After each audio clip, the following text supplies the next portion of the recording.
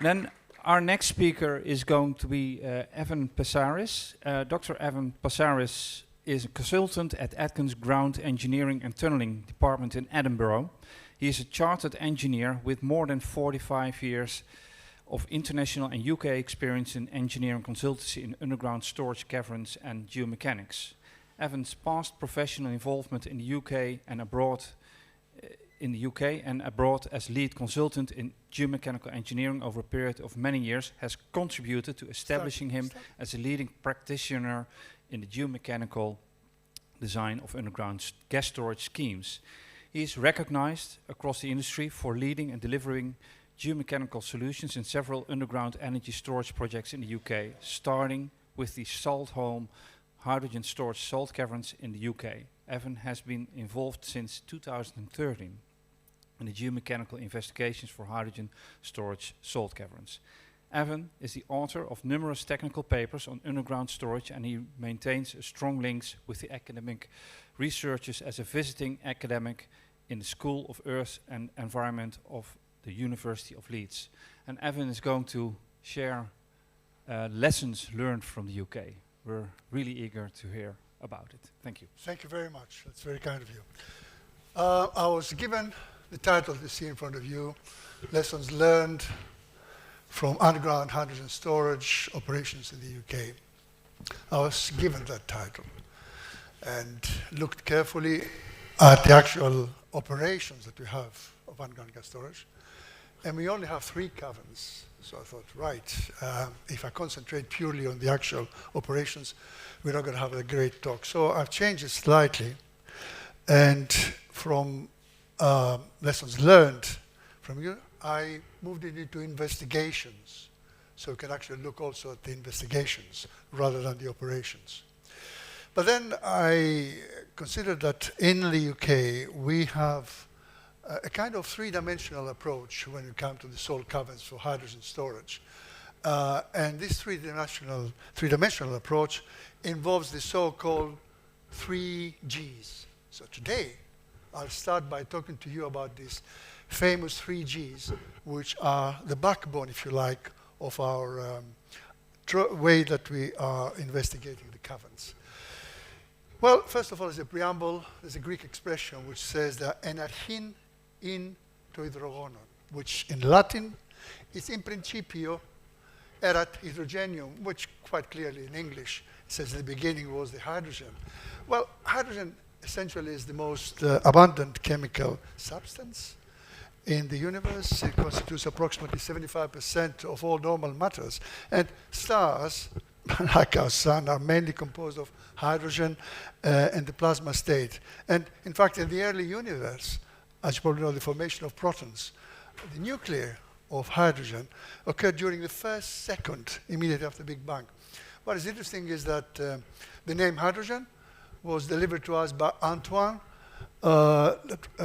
famous French scientist who thought, he was the first person who said, wait a minute, water is not an element.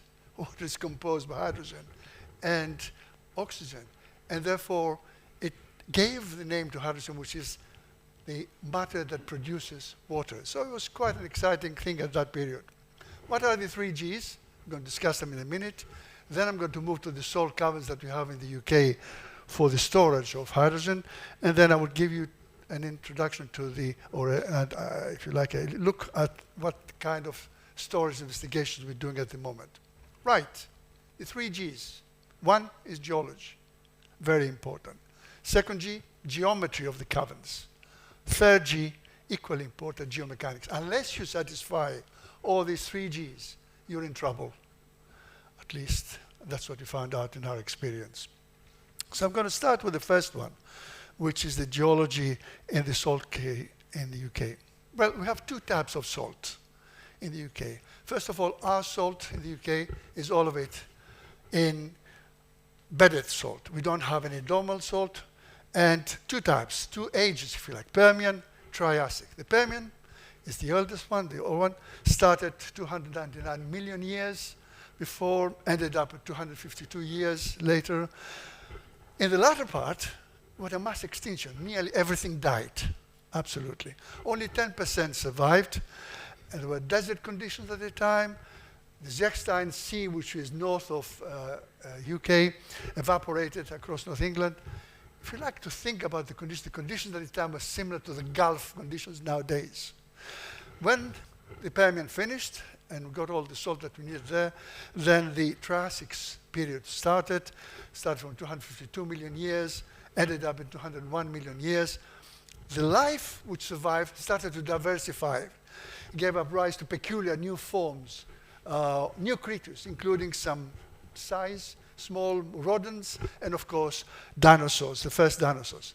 It was hot at the time, with wet seasons, tropical weather, if you like. So they are the two salt kind formations that we have in the UK, and they're important to know them because they have different properties, different locations, and of course we designed the caverns in a different way. So it was very important geology for us. But if you look at the distribution, you'll find that the yellow bit is where all the Permian salt exists, and we have two locations, one Zechstein 2 deep enough, 1.8 kilometers, the other one shallower, 600, 300 meters, and they are at the moment occupied with a lot of many caverns there that they use for storage purposes. And in fact, our hydrogen storage caverns are there in the yellow pit in Zechstein 3. The rest of the salt, the Permian, is spread around the west part of the UK, and it's the one that is used also very much for other storage operations. Now, it's very important to appreciate that the geology is one thing, because you have to look at the different locations, I said to you, the different properties. The Permian salt is dirty. When I say dirty, it contains a lot of insolubles, but at the same time has less creep. That's the Triassic salt, I beg your pardon. The Permian salt is cleaner. It's more creepy, if you like, in that respect. It's producing higher closures in these hydrogen storage caverns. So we need to take into consideration. When we were comparing gas storage operations with hydrogen storage operations, one of the issues that was raised was, what about permeability? Salt is impermeable in practice, and we found out that even for hydrogen, the permeability was quite good. In other words, was still maintained at the very lower end. Our concern was, what about the dirty material? We have the insolubles, the mudstone which exists.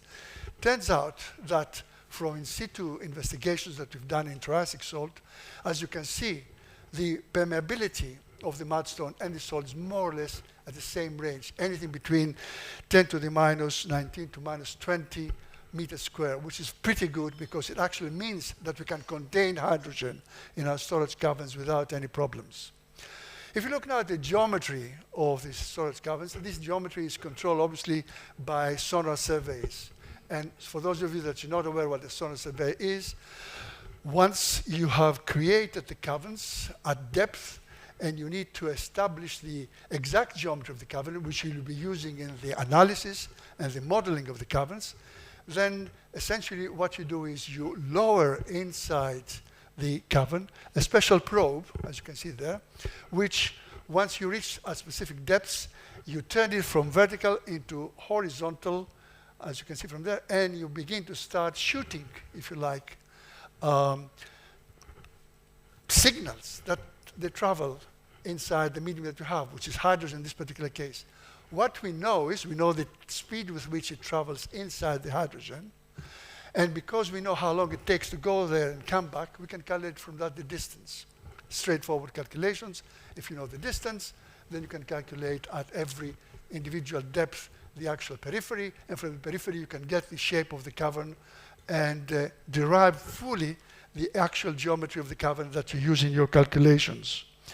Now, the important thing is to remember that the experience that we had in the past with storage in natural gas was something that we needed to convey into hydrogen, and it was good news because, as you can see from the graph here, the speed, in other words, the velocity with which the signal travels, the supersonic signal travels in hydrogen, is more or less very close to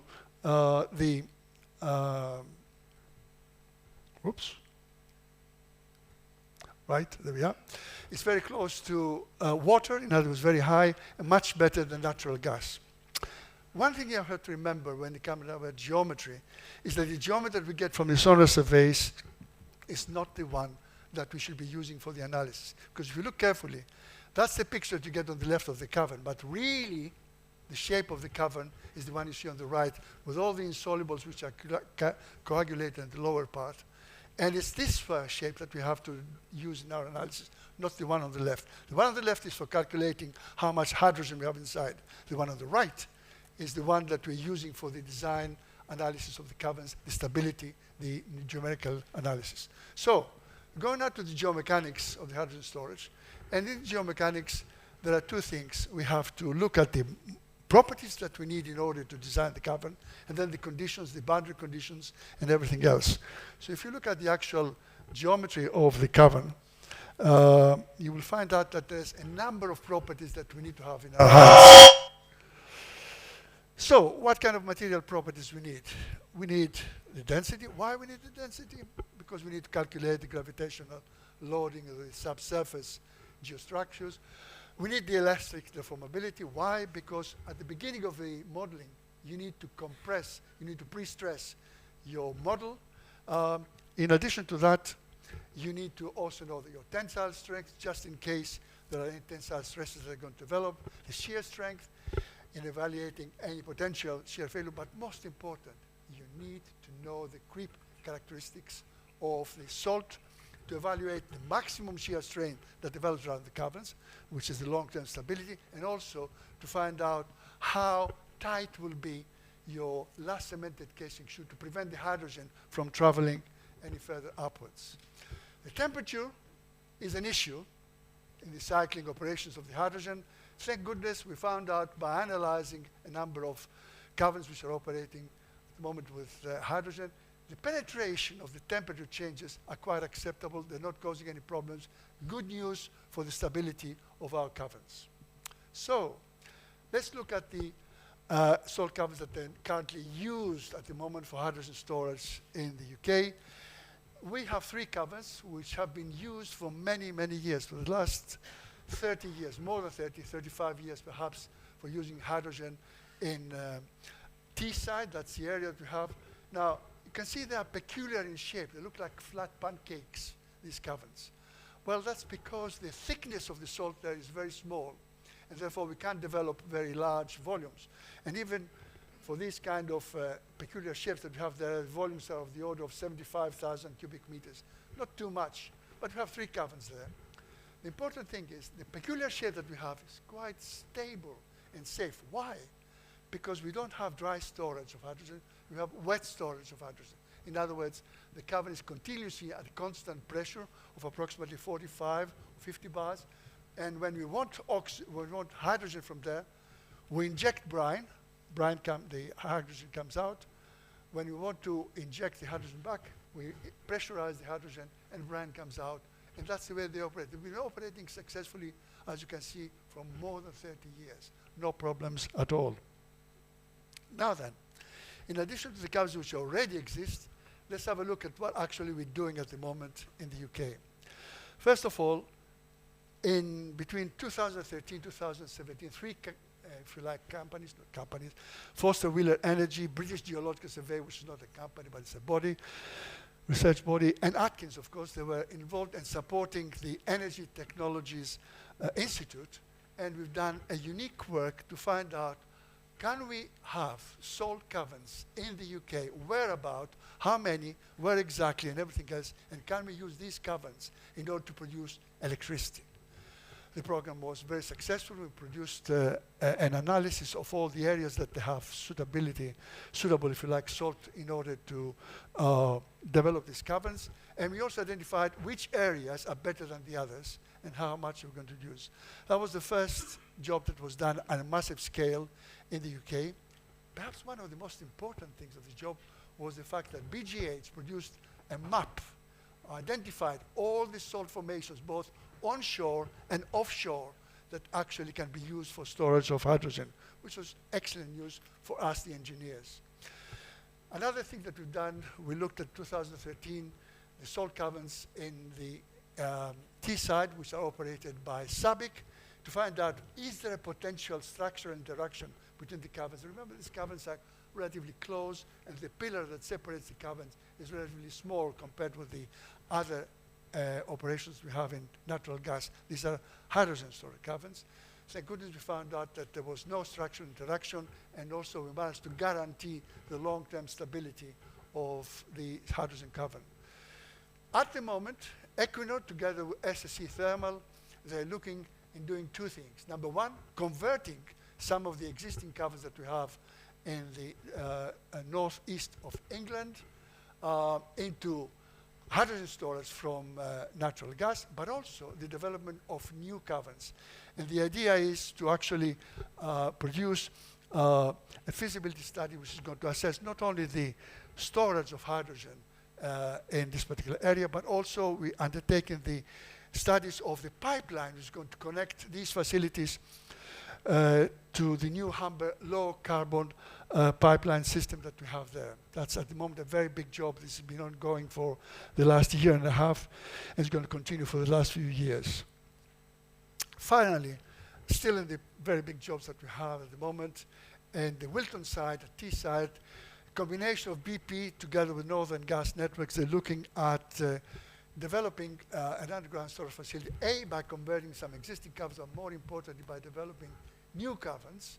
And the idea is to actually use the hydrogen for a prototype village we're going to create there in the area, approximately 1,200 households, purely supported with hydrogen.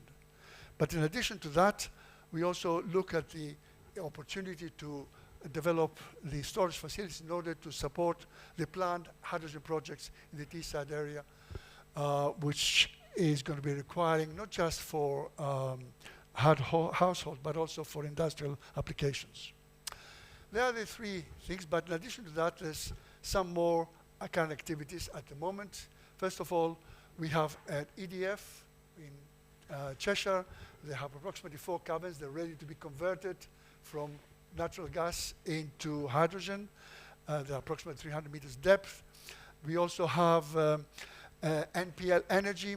They have 10 caverns. They want to keep 5 of them in natural gas because we still have needs there. They're thinking of converting the other 5 into into hydrogen. They're at 350 meters depth. We have Ireland Magee Energy at the moment.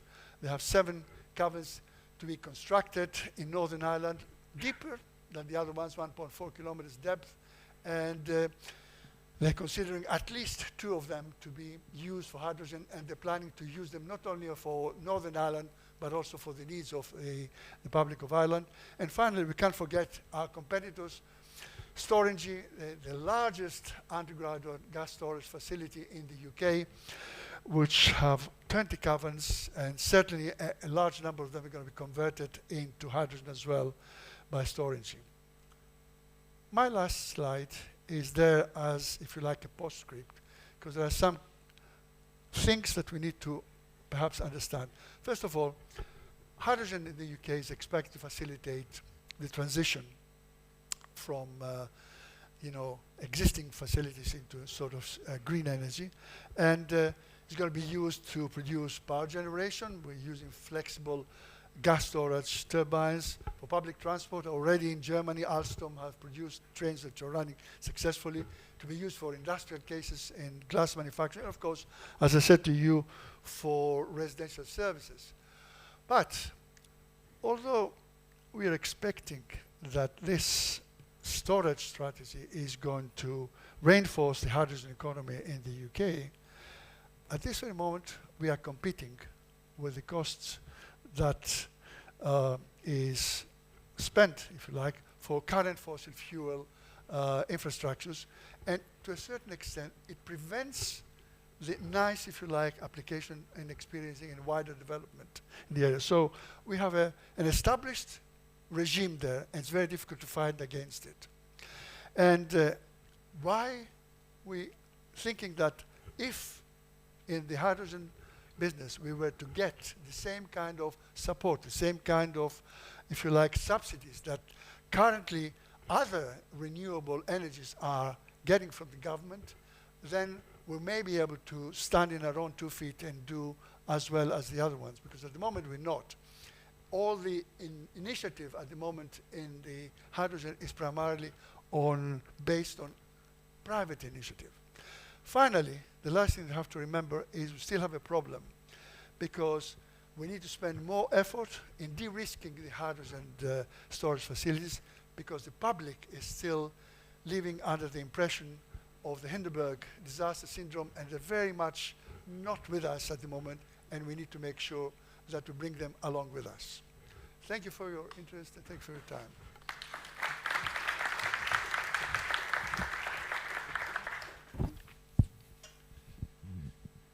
Thank you very much, Ivan. And I'm going to look for some questions, and I see a question from Hein. Yeah, sure. Thank you very much. My name is Hein van Gent, State Supervision of Mines. We are the mining regulator in the Netherlands. My question was regarding your the operational side and T-side. Last year we heard a lot about microbes interacting with non-halide rocks. Are there any indications of that at the T-side facility?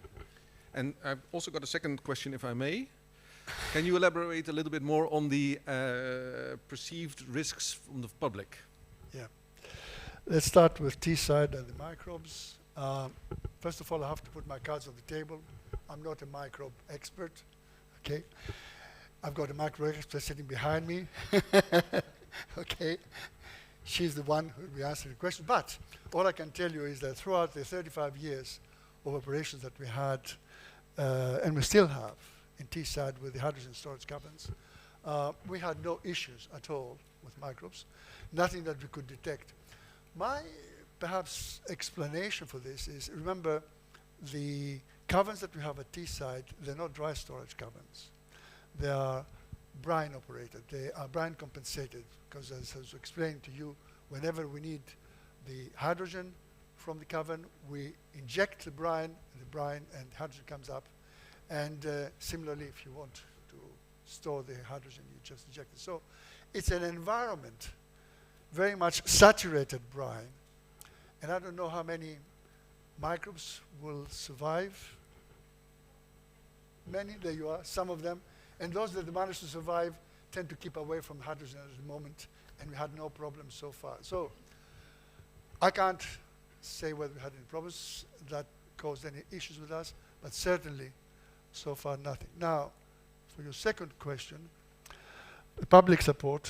I mean, people for tens of years, they've been using natural gas in their household without any issues. They are familiar now with having gas in their house and using them for cooking, using them for central heating operations. But the idea of replacing gas with hydrogen is somehow kicked a reaction. We have held a number of public meetings in which we brought people in public to discuss with them, and they're still concerned because they are thinking about this major thing that happens with during the Second World War, before the Second World War, where the incident happened with the Hindenburg disaster, and they're still not very happy about accident, despite the fact we explained to them that both of them, natural gas and hydrogen, are flammable, they are combustible and everything else. So the public is not yet very happy about this. And if they're not very happy to have it in their own household, they're equally not happy to have it in salt caverns in areas where they were before. So we need a campaign to bring up the public with us. The public is not 100% happy. For storing gas in depleted reservoirs, perhaps not so much a problem because majority of the depleted reservoirs are offshore, and what is away from them, they couldn't care less. But salt caverns are in mainland, and the issue is still there. I don't know what happens in Holland, whether the public is reacting in a similar way, but this is what happens in the UK. I'm listening to you then, tell me. Similar. one quick question, and I believe I saw one question there, and then we have to move on for time. Yeah.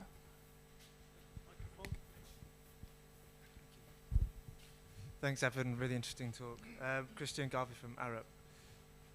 You were saying that the cabins at Teesside are operated at constant pressure. Yes. How suitable are they for rapid cycling? For diurnal on day rates or hourly rates? There is no way of having fast cycling, and in Teesside, for the future developments, in fact, we're talking about perhaps not northeast, but southeast, where the cabins are slightly deeper, which is Wilton area. This was one of my slides in the Wilton area. There, the intentions are to develop dry storage cabins, and of course you can have the fast cycling there without any problem. But the cabins which are used with prime displacement, there is no way you can have fast cycling. You have very slow cycling, and the idea is to just use them and then compress them at an intermediate facility if you want to use them immediately for fast cycling. So they're not designed for fast cycling by definition. Okay. Then I would like to give again a warm applause for Thank you. Evan and thank you.